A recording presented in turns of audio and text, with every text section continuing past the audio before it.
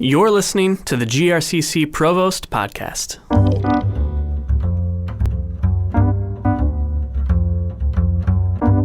Greetings, persons of quality. Spring is coming soon, I hope. The snowfall accumulations haven't really been impressive, but the bone-chilling temperatures have been. I'm ready for some relief. I'm sure that most of you are familiar with the quote from the poem Locksley Hall by Alfred Lord Tennyson. In the spring, a young man's fancy lightly turns to thoughts of love.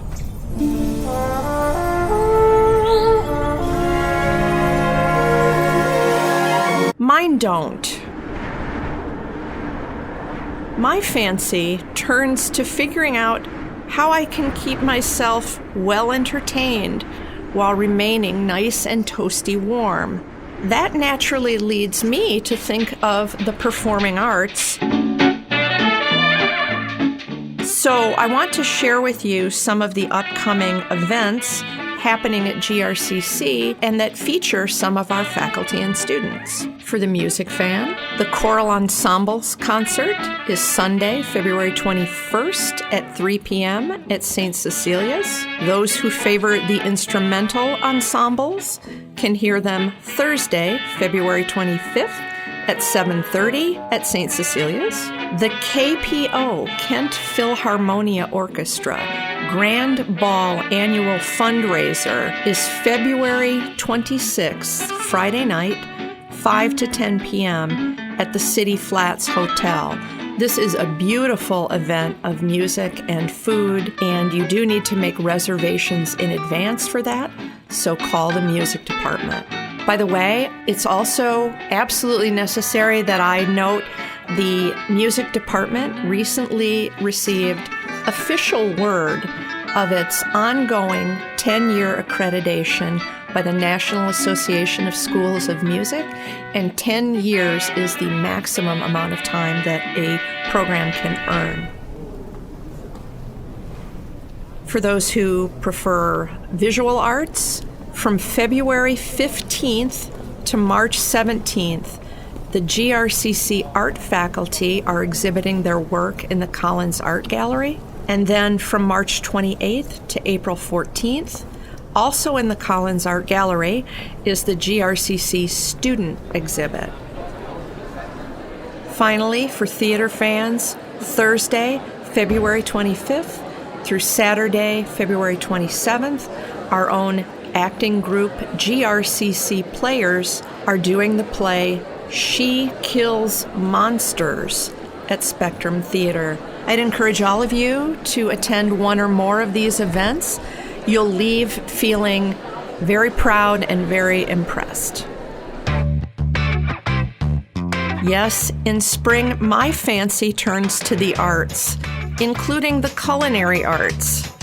Today, my guest is Chef Angus Campbell, professor in GRCC's Secchia Institute for Culinary Education, and we're going to talk about his work, which melds both the culinary and the cinematic arts.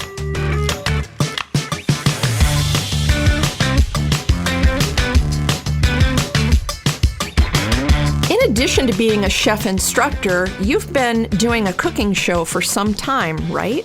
I started the cooking shows around about 2000. I was asked to do a show on some particular subject, and they liked it, so they just asked me to do another one, and then it just kind of kept on going from there. We just kept on doing them. Then they got a little bit more complicated, and we started doing more interesting food, and started doing some stuff outside with people, some of the restaurateurs and some of the more, innovative people around the city. And remember, the city was growing then culinary-wise as well. I mean, it wasn't where it is today. So there was lots of really interesting things happening. So how were people watching these shows back then? Yeah, I believe most of them were on the website. There was a website that had all of the kind of broadcast shows, and then I had done 25 very technical ones for students, more like for students rather than just the general public. And they were also on that website for people to go and see. But they were generally just on the college channel, so people started seeing them, and it was kind of fun for the students that were involved, because I always involve students, to see themselves on TV and all that kind of stuff, Peter Secchia provided a matching grant to move the show from just the college channel to an actual local TV network, Channel 13, so all of West Michigan could see it. How did that start? Peter asked me to do a show because the city commissioners were coming in one day, and he wanted to do a specific dish from, his memory of Italy. And as I was doing that show, he challenged me to, try to do some other shows for him. But what really pushed it was he was watching that show and he couldn't find it on mainstream television. So he was kind of, why is this not on Channel 8 or Channel 13? So then he came back to us and said, I will put money up if you want to do some shows that will actually go live on TV, not live, but on some mainstream TV channels. So myself and the broadcast team, we did a lot of hard work raising money, and then we matched his grant, and off we went. Your show features 2 GRCC culinary students quite prominently. Why was it important for you to involve students? Well, I came from another country to work at GRCC. I'd been to the Bahamas to live, and I'd worked there. I came from Scotland. I'd worked in Europe. And coming to the US and coming to this college in particular, I realized that, geography is not their strong point, our students. And they're not, globally, they don't think globally as far as food is concerned. And that was a big focus of our department when we came here. And that's one of the main reasons the shows were done, because I was bringing them Italian food, Indian food, Scottish food. We did shows about all sorts of things. And then I went into the main restaurant of the Heritage, and I teach international cuisine.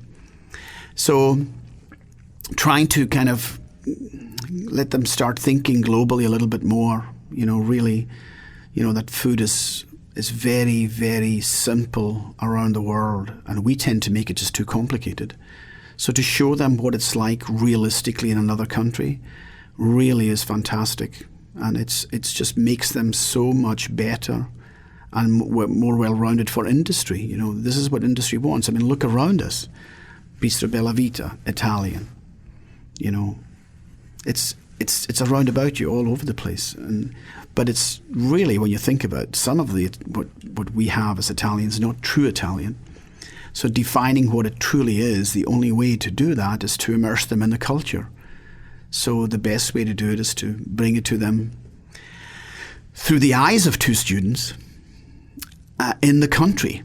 And, other students are going to watch these students and think, wow, they got the opportunity of doing that.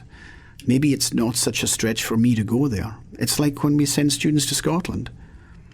I see them in my class, we talk to them, and all of a sudden they're going to Scotland and they don't believe it themselves. But then when they come back, they're completely changed. Especially from an educational standpoint, because they've been in a different culture, they've stretched themselves, the critical thinking is just enormous. So this is going to happen. The brand new Cooking with Angus show is airing starting this month on Channel 13. What will West Michigan audiences see when they catch this on Sunday mornings? Just how perfect education can be. How we can make it so well-rounded. Real life experience. They're getting real life experience in an educational setting.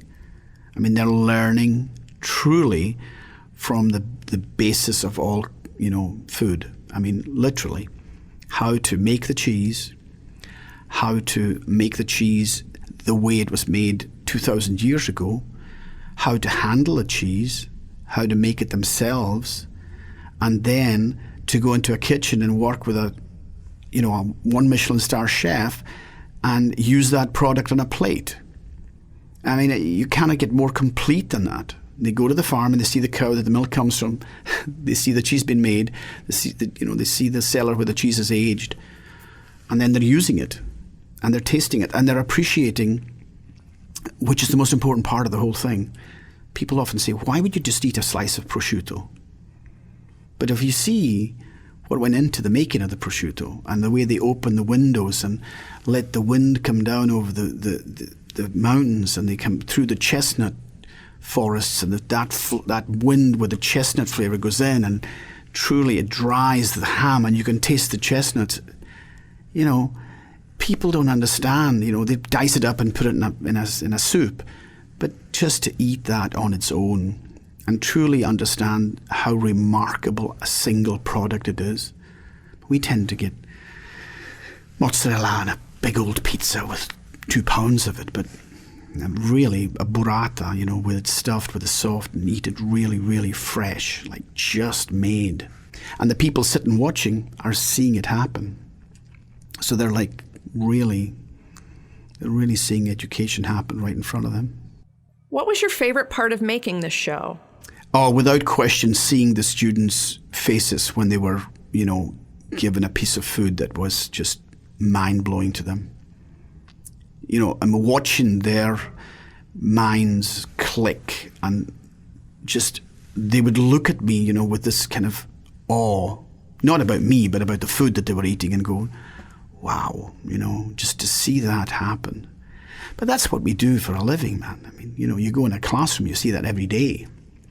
When they suddenly learn a skill, and they're able to, after weeks of practicing, they're able to manipulate that piece of fish or piece of chicken or whatever and create that plate, and it's perfect. I mean, their eyes are just sparkling. It's fantastic. That's the greatest feeling on earth for a teacher. When can people watch the show? They'll start on February 21st, Sunday morning at 11:30. It'll be WZZM TV 13. You can learn more about this example of learning by immersion in a culture at cookingwithangus.com.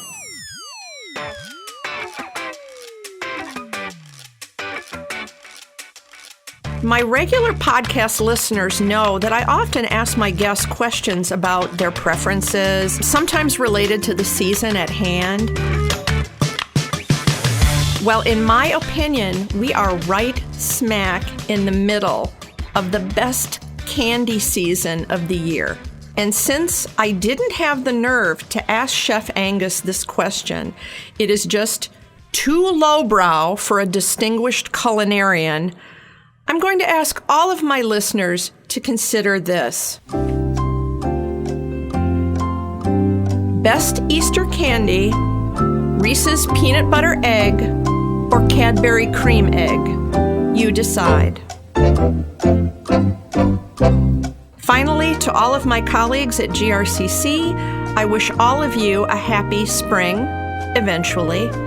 Please remember that I am proud of the work you do. You are the highly esteemed, much appreciated faculty and staff of a very happy provost. Boom.